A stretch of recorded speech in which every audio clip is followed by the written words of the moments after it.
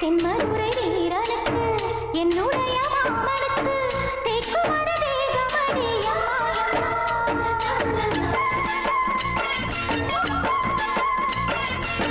மாமன் கட்ட பெண்ணுனக்கு மையெழுதும் கண் எதுக்கு என்னை வந்து கொல்லுதடி அம்மா